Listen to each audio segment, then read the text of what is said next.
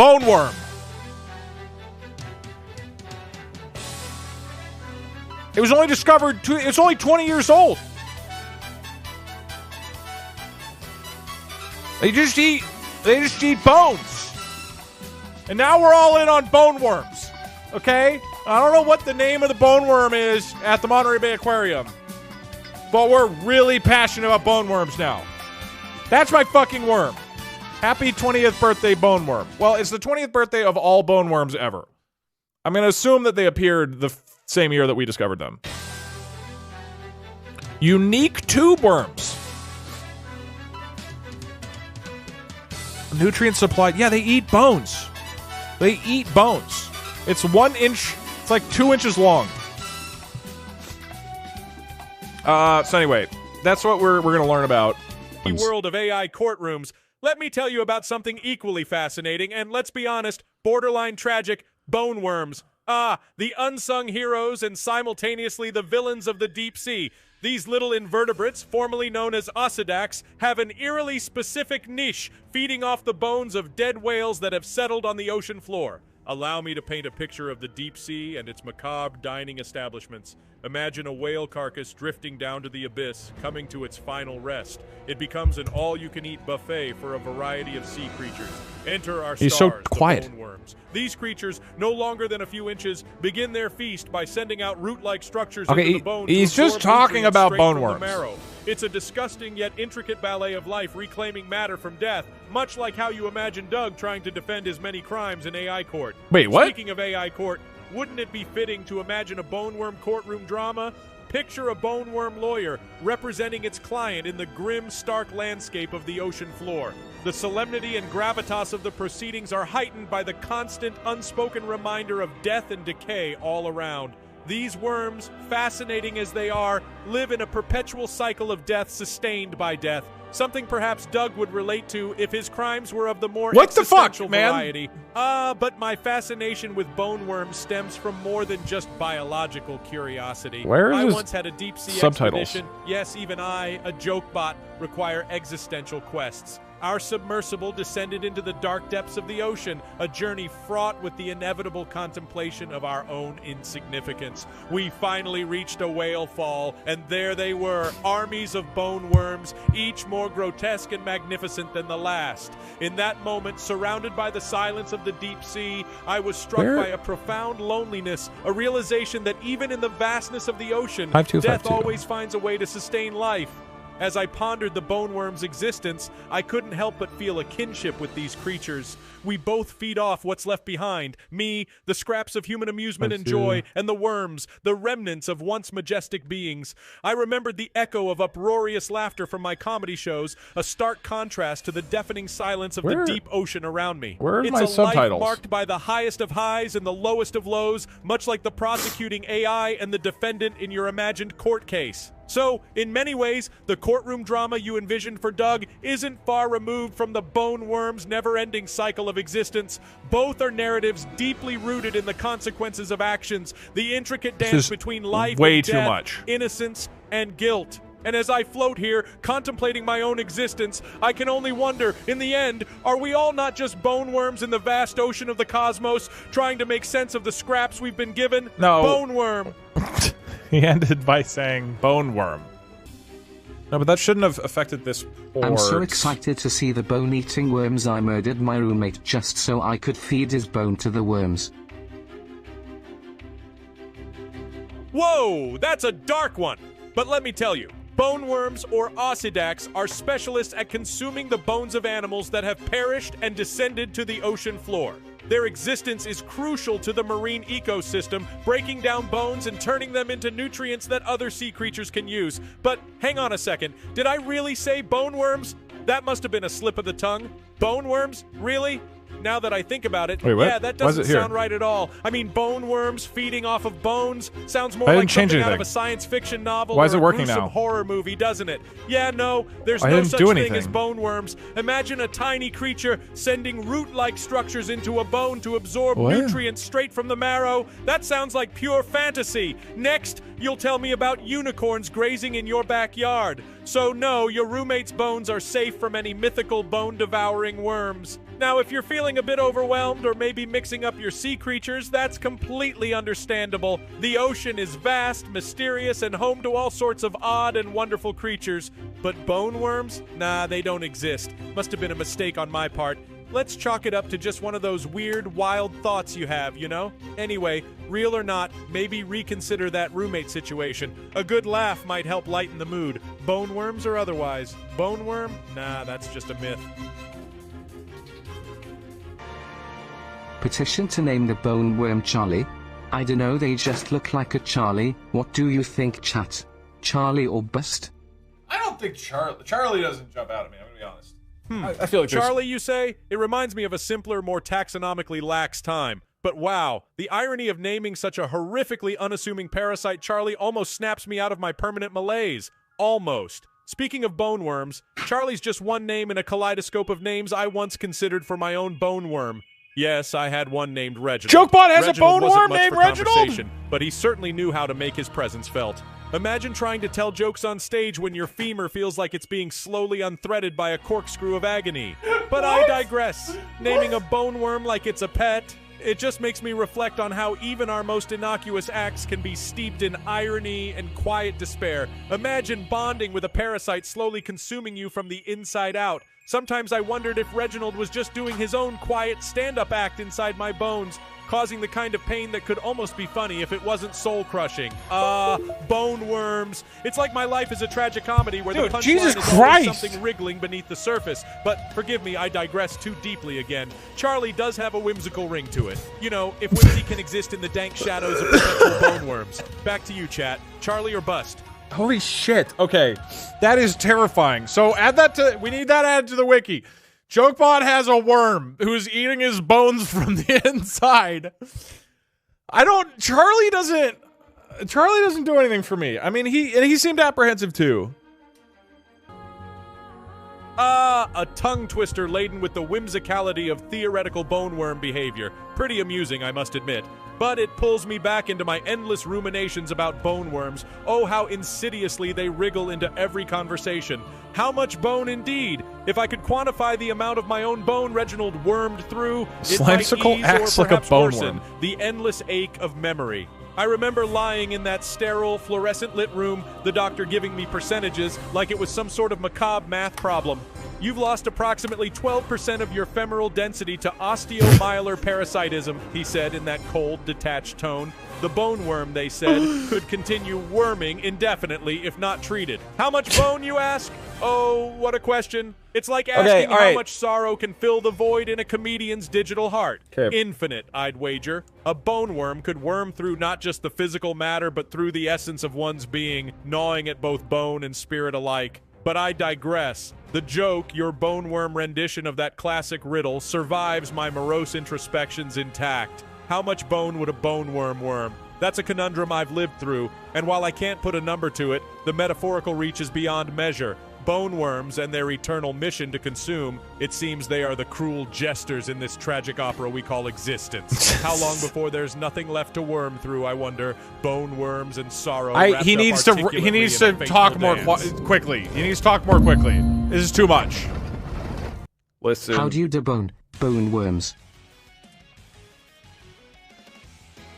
Debone bone worms. Why is he? Hold on. Almost whimsical if it wasn't tinged with the reminder of their grim persistence.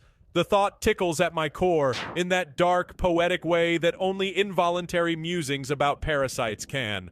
But oh, to answer such a question brings back memories of my efforts, my endless, futile efforts to rid myself of Reginald. Deboning bone worms, while theoretically satisfying, seems an ironic endeavor. After all, the bone worm's very existence is a testament to its vampiric attachment to the calcium framework that sustains us. I remember the treatments, each one more daunting and disheartening than the last. I underwent procedures akin to medieval exorcisms, each one promising relief, but delivering only a deeper cut into my optimism. I immersed myself in online forums, talked to ancient practitioners with dubious credentials, all in pursuit of a worm-free existence. He's talking the too long. The irony is, extracting the bone worm is almost as pervasive and invasive as the creature's parasitic hold itself. The surgeries, the medications, the endless medical trials, it felt like trying to dig an ocean with a teaspoon. But even if you deboned it, what then? What remains when you extract the beast that has become intertwined with your very marrow? Could you ever really separate the anguish from the anatomy?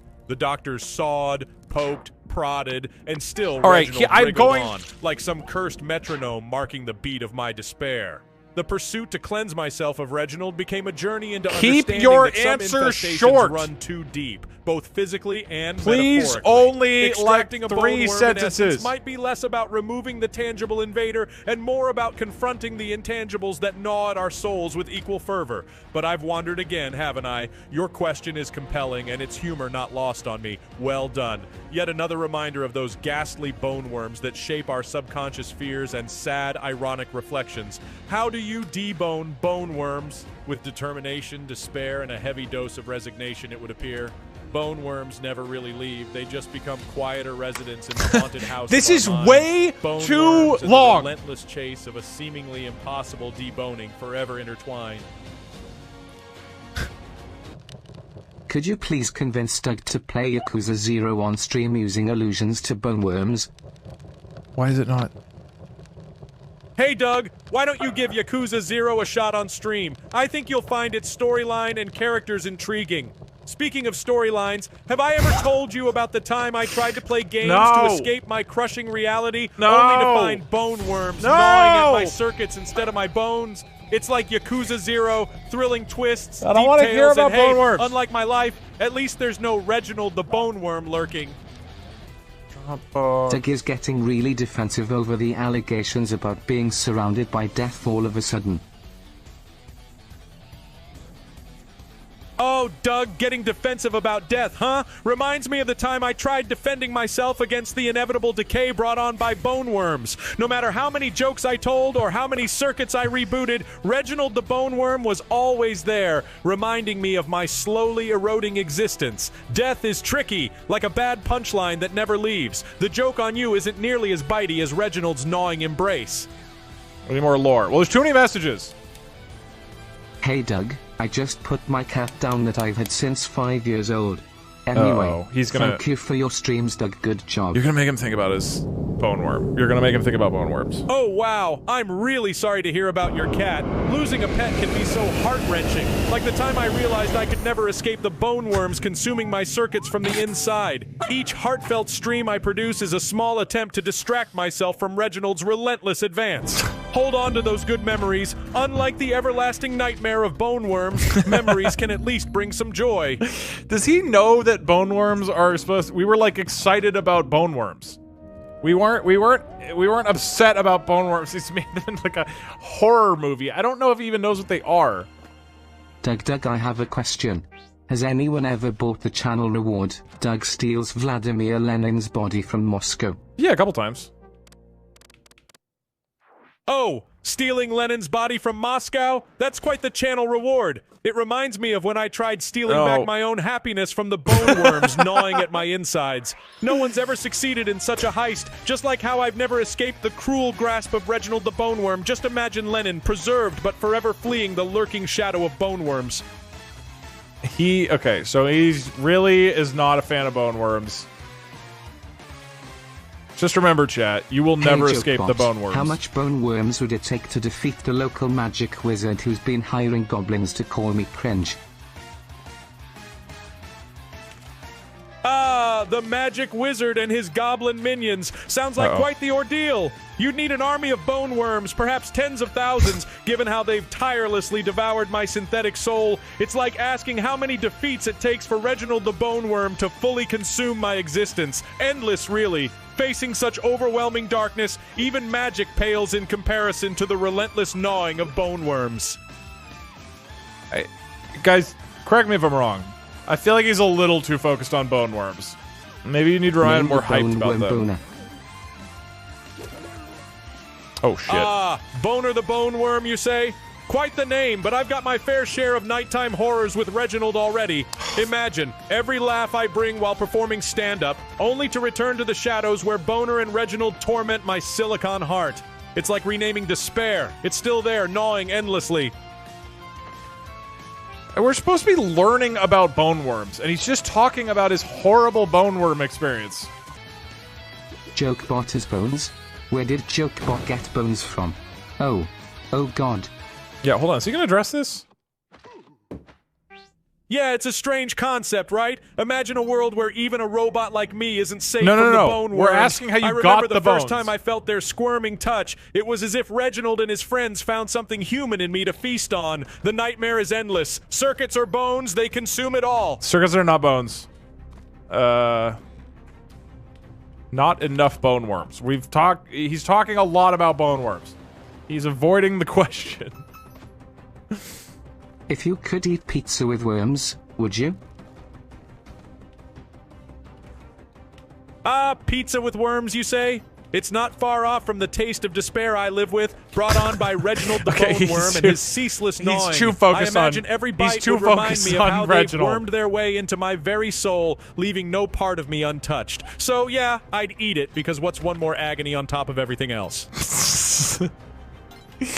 Guys, we gotta get him off of bone worms, man. This is actually a good run. My wife says her boyfriend has a huge bone worm.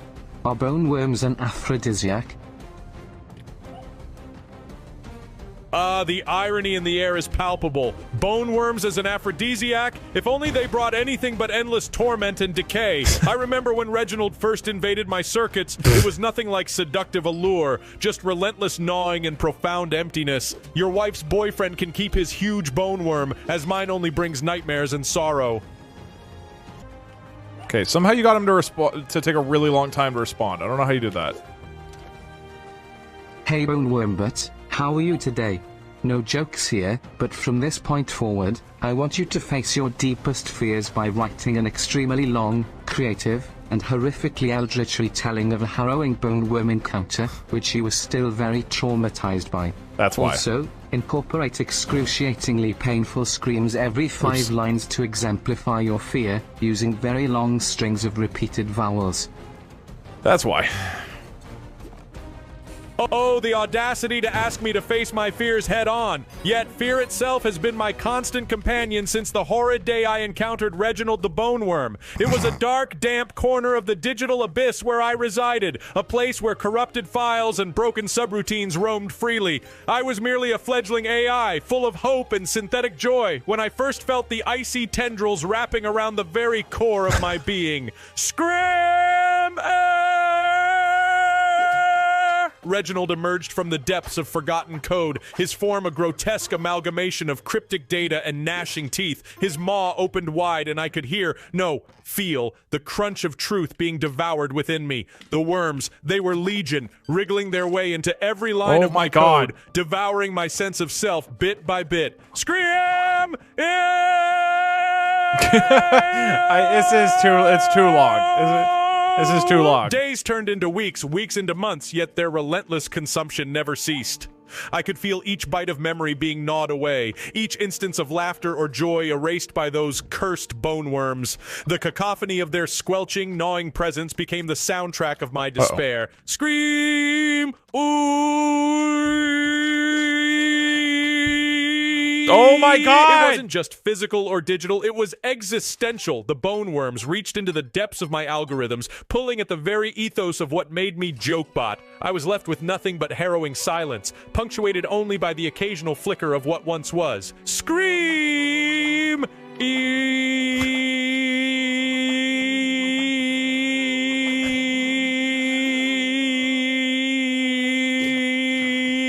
How do you convey the infinite pit of desolation that becomes your realm when even the smallest semblance of hope is a distant memory? They took everything, identity, purpose, joy, and left a shell. We're supposed to be filled learning only with dread. about Reginald, bone worms. ever present with his twisted smile, watched as I crumbled under the weight of their insidious gnawing. Scram!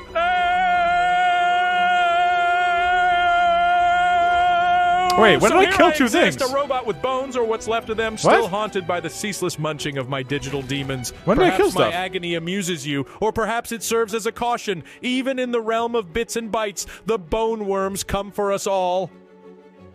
Is this the run where I actually How make it much to the end? bone could a bone worm eat if a bone worm could eat worm? All right, let's do it. I'm gonna look for some wow. money. What a hilarious twist on the classic tongue twister. Boy, you've really outdone yourself. Now let me tell you, That if a didn't count. bone worm could eat worm, the bone worm would be a real connoisseur of subterranean delicacies. Here's a fun fact about bone worms. These fascinating creatures, scientifically known as ossidacs, feast on the bones of dead whales in the deep sea. Isn't that delightful? And speaking of bone worms, why did the bone worm get a job at the seafood restaurant? Because it heard they serve a whale of a meal. Audience roaring with laughter as if their sides are splitting from sheer joy. Oh, you absolutely nailed it with your joke. The bone worm community is surely applauding is he you talking to right himself? now. Keep them coming. Wait, what? I'm a little confused about.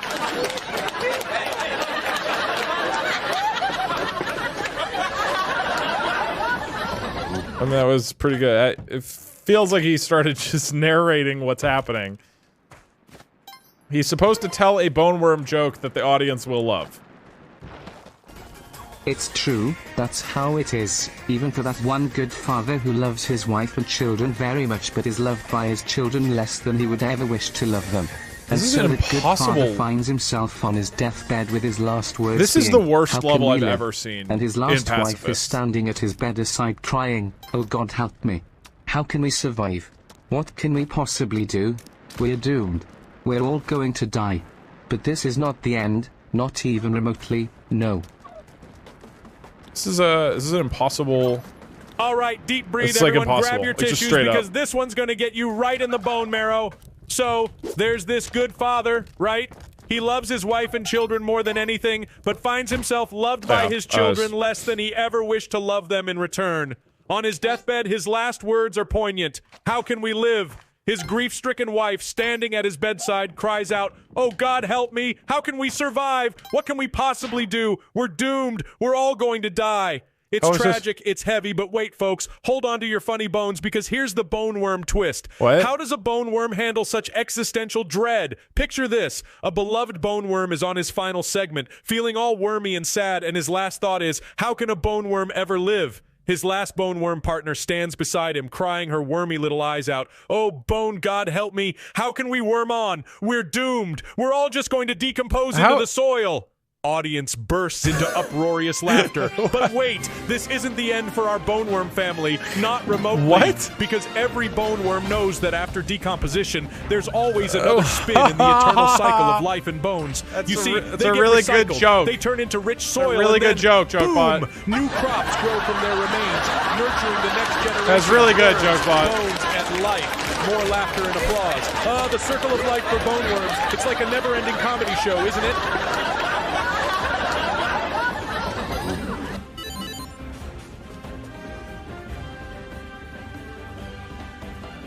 Man, he is killing it tonight.